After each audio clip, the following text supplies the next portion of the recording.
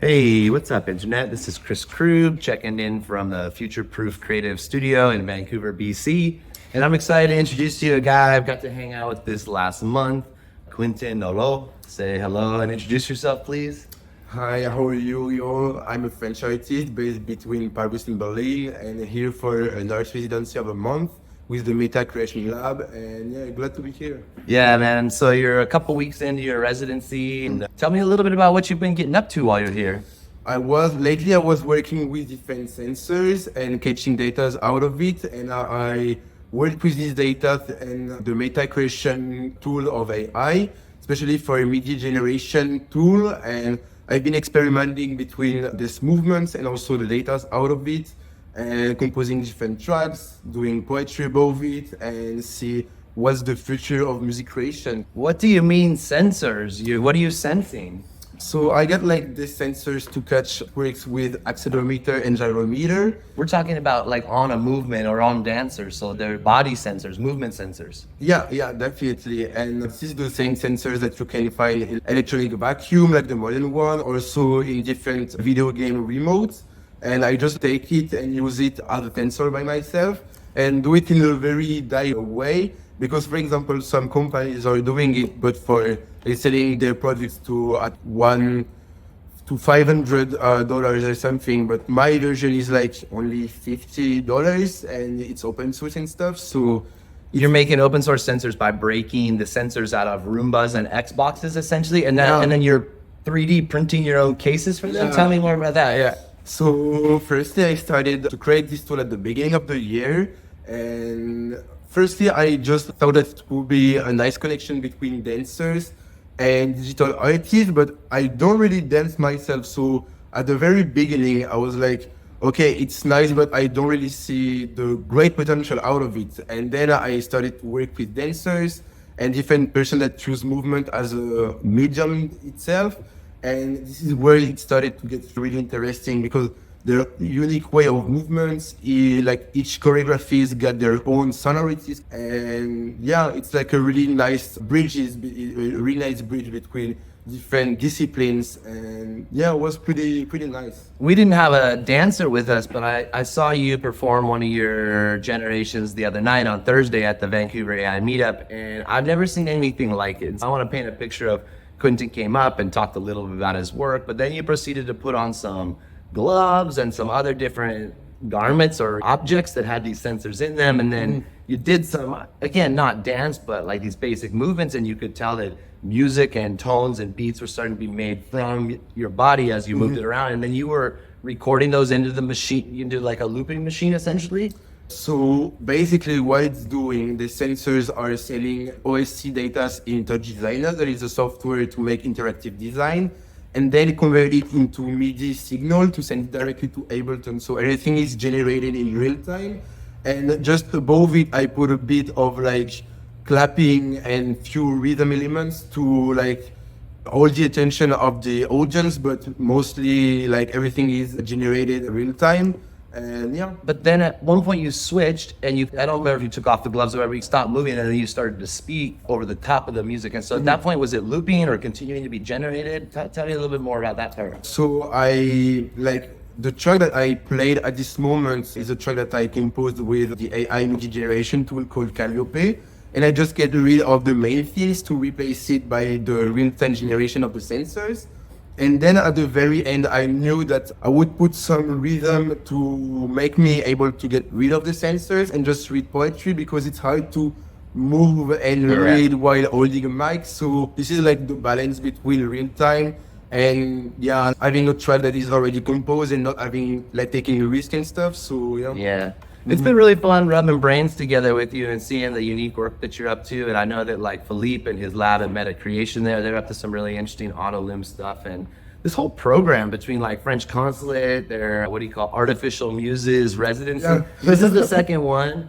I got to meet a woman called Justine Emerard a month ago for the last French one. She was amazing. Her AI fine art work like completely shattered the ceiling of what I thought was possible when it comes to making works for galleries at the fine art level that were generated by AI. I mean, she was recording astronauts' dreams and running that stuff through AI and then 3D printing sculptures and stuff. I mean, it was like really bonkers. Right? Yeah. So tell me a little bit more, maybe like just about the residency too, from your perspective and like what you're getting out of it or where you're going with it. And I'm also interested in your 1 foot in Paris and your 1 foot in Berlin and sharing a little of that Euro art scene with us.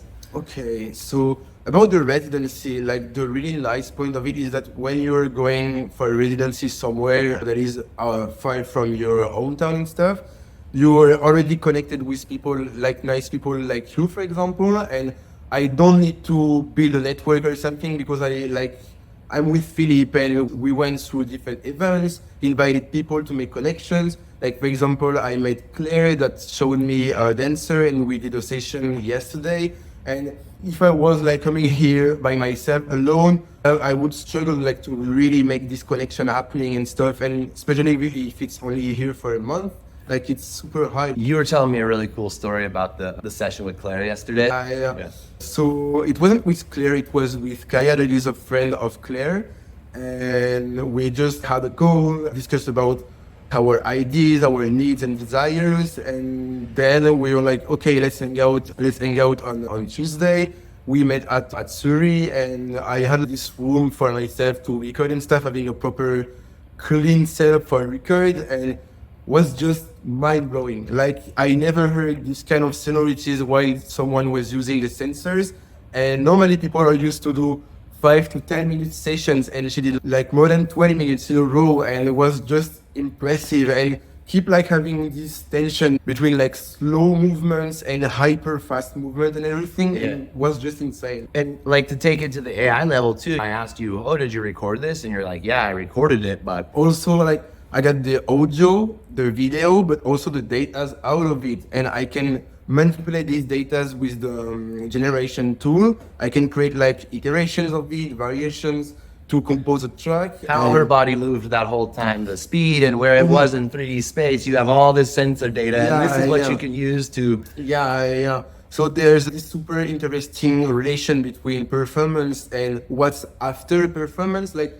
normally after a performance, you just get an edit of it and you cannot really sublime it, you cannot enlight it. And here, this is where it gets hyper interesting because it creates me matter that I can still reuse over the time. I can create like a bunch of iterations and manipulate it in whatever sense. And it makes so much sense with AI tool, like especially. I've been thinking a lot about my work that way too lately and sharing that with other people, which is I'm just trying to get stuff out of my heart and my head when it comes to like ideas and thoughts and stuff. So I just spend a lot of time like recording my voice or even doing things like this, which we can transcribe into the world of text. And then I can start to apply infinite like intelligence on top of it, and I can turn it into short clips, long clips, remixes, more esoteric voiceover, spoken word stuff. It's once you get it out of you, get the dance out of you and turn it into data, or get the thoughts out of you, turn it into data, all this other crazy new stuff comes to bear at that point. Yeah, like this is always like super interesting to make things out of you, but still being able to work with it and to manipulate it, because like all these new technologies that can just absorb our thoughts and ideas to like work afterwards is like super interesting. And even our body motions and movements. Yeah, it's really. I do want to talk about the Europe scene, but I think something that might lead us in too is one of the angles that CBC was interested for me talking to you was like, there is this perception that artists hate AI. That artists feel like AI is a threat to their jobs or their livelihood or to creativity at its very core and stuff like that. And obviously, I think that is part of the story potentially, but it's not the part that I vibe with and stuff. And I can tell it's not the part you're vibing with. So would you just talk a little bit more in your perspective about how you think artists in general are perceiving these new things, and then the other people in yourself? So this is like a super large topic. Some people just think that it will like just kill creativity and stuff. But for example, for this residency, even if we use AI tools, at the very end, you are the one, like this is a human that decide to upload a sound or to not, like to upload or release a track or not. And for example, we both composed a track in our side with the other resident, but at the very end, we still add our style in the track, even if we used AI for this. So it's not killing creativity, just like another tool that is above other tools, and like we already started to use AI many years ago, but we did not really consider it as AI because it wasn't that obvious. But for example, all this, I don't know, sustainable research sample in a bank of like more than 1,000 samples is already like AI. All this for those that are really into music creation, there's a Themes Plant that is also using AI, but it wasn't perceived as AI at this moment, but it is actually. And for example, I used AI to learn Python, and the fact that Me too. yeah. And this is just crazy because at this moment the tool were not like hyper like perfect, so it was a back and forth between me asking for something, the tool generating code, me seeing the mistakes and re-asking about it, and in this way I just learned a lot and super fastly. This is such a misperception about the whole process, right? Yeah. I tell filmmakers this too. There's not a green button that you press that's like output film. And then some guy that presses that button is going to go off there and take your job. This whole iterative back and forth use like approach where as a coding partner that you're talking about, whereas I asked it to do something, it gave me some code, didn't work, working back and forth, learning the thing.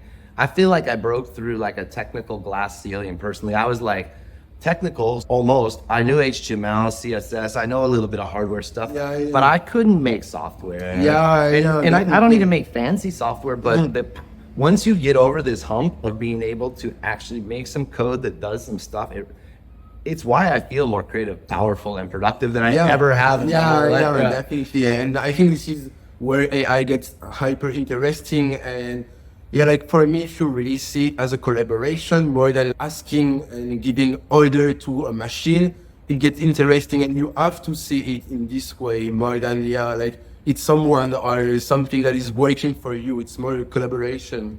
And even like the nomenclature is a little bit messed up. We think about it as outsourcing our brain to the machine, but the way that I use it, it sounds like you are too, it literally is making me smarter. It's like when you talk about maximizing human potential or something like that, you start to maybe sound like some of these weird gurus, but I feel like these things are, however smart I could possibly be, I'm getting closer to it through the use of these things, not just because they help with the things I'm bad at, but through this back and forth process of developing my ideas farther along than I would have been able to before. I feel like it pulling me into the future with my own ideas. And even like just the fact of translating your idea into clear and comprehensive words is already an exercise. And if you don't adjust yourself to an AI or to somebody else, like, you won't have your idea clear on paper. So this is where it gets also interesting. Like at the very beginning of an idea, of a project, you have to translate your words clearly. And the fact of working with AI just forces you to do it.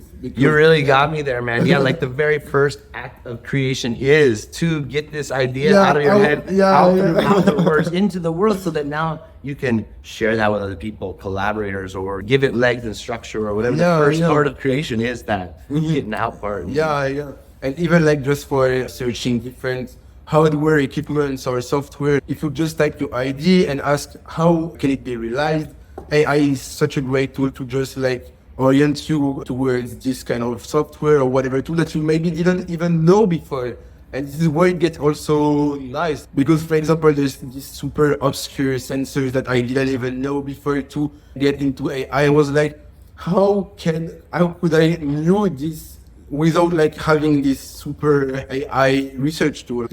This is, it just like orients you in this mass of information that is internet. Like, one of my favorite questions to ask AI after I've had this whole conversation and I've gone down the road, developed my ideas, I'm like, okay, what's my blind spots? What have I completely not thought about? What would my critics say what do I really need to think about before I take it to the next step? What am I missing? And it is very insightful in those cases. Can you repeat the question? Oh, it wasn't so much a question. I was saying, the question that I ask it, I say, what are my blind spots?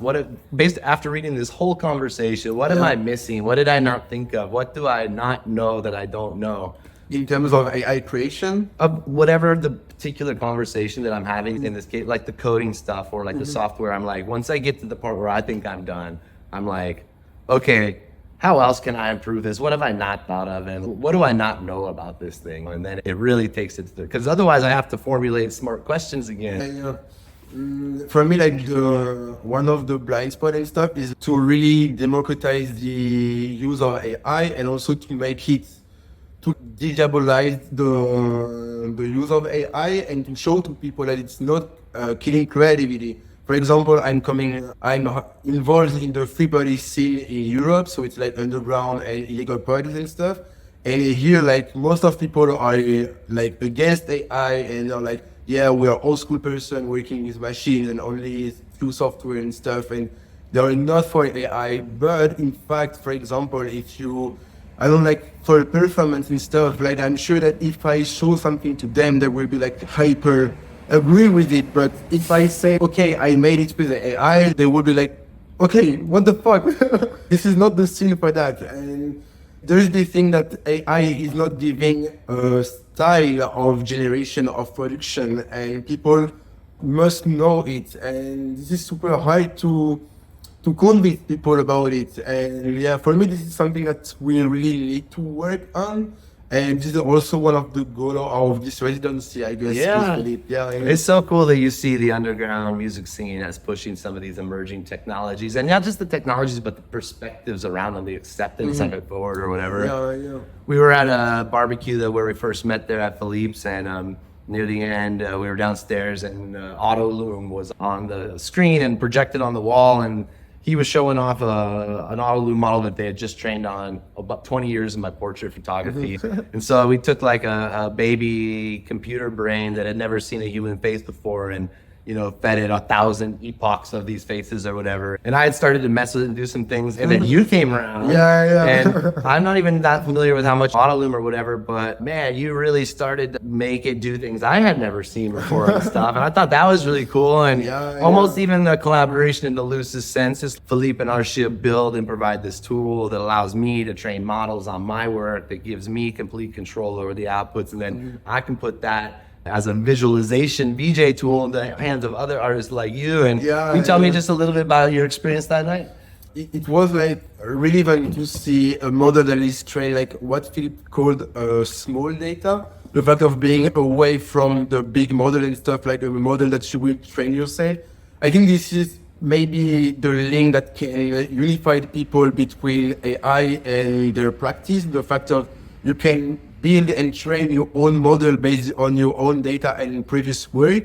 This is hyper interesting to see what would be a model that is trained by only one artist, or maybe we can imagine to be trained by a group of people and having this sort of, if we speak about it in terms of music, imagine if you were with only your band of friends, feeding a model by the music that you like, and having this constantly audio generation about music that nobody would never listen to except your group of friends, constantly running. And you can see this model as an equation. Like for example, if you add someone like that's really like jazz, for example, and had it as a bit of input in it, create a new gender based on this model and stuff. Like this is so crazy. It was so fun. I totally agree. We have this concept in the Auto Loom community. Did they tell you about model blending?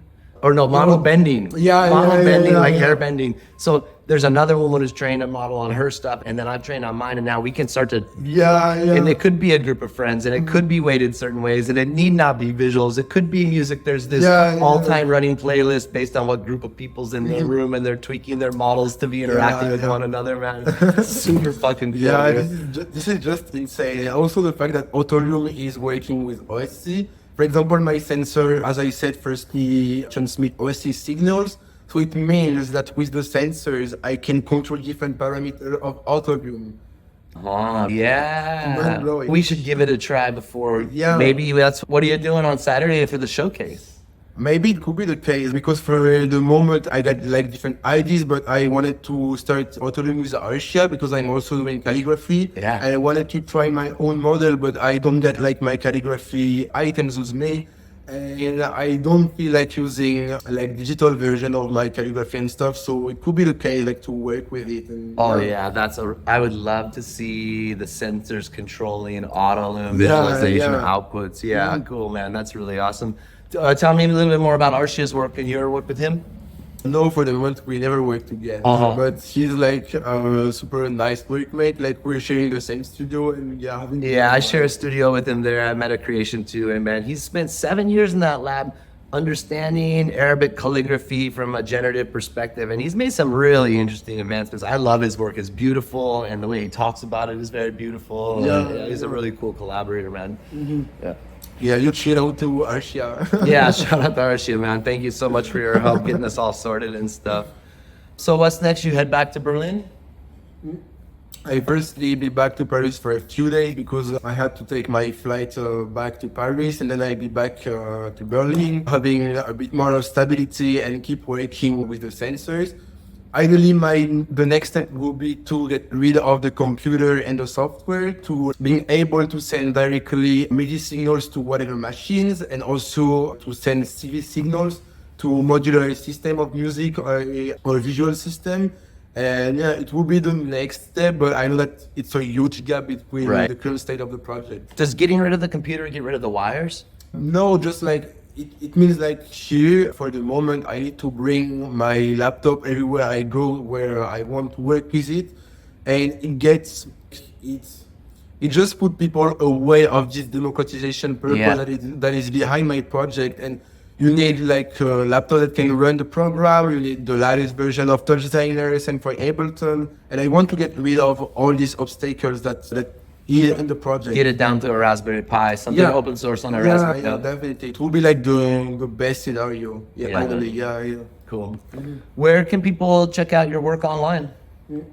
Only on Instagram for the moment. Like I don't got any website and stuff, but only on Instagram and also on SoundCloud. So would you tell people the Instagram and the SoundCloud? Okay, so for the Instagram it's skinny.buddha, and for the SoundCloud and it's Buddha spelled like the French way or something. So it's skinny, SKINY dot BOUDHA. BOUDHA. Skinny.Buddha. All right, cool. Yeah, and for the SoundCloud it's the same, but without the dots and having a space. All right, skinny Buddha.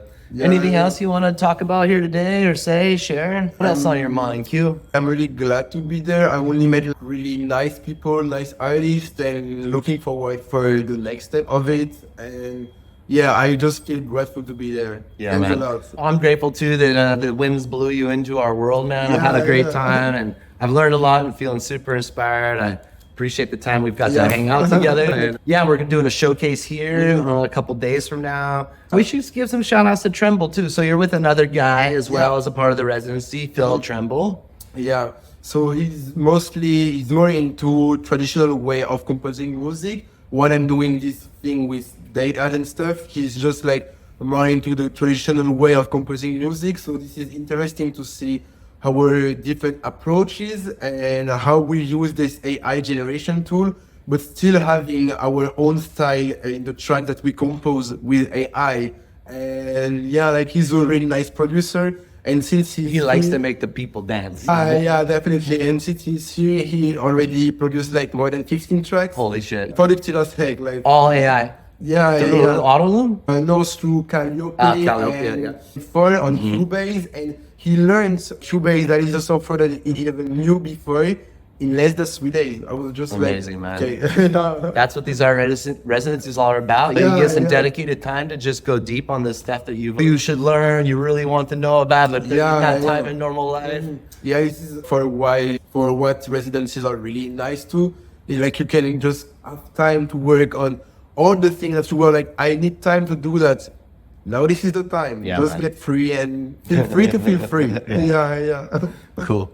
I really appreciate your time and coming hang out at the studio. Look forward to spending some more time before you head on off into the world. I might sneak into your bag. Please do. I've never been to Berlin. I think it'd be a pretty interesting time to go visit, and stuff. Definitely. Anyway, Chris Krug signing off from the Future Proof Creative Studios. Thanks to Metacreation, thanks to French Consulate, thanks to Vancouver Biennale. Yeah, we'll just keep exploring the periphery of emerging technology and community and art and love. And, All right. Over and out from Vancouver.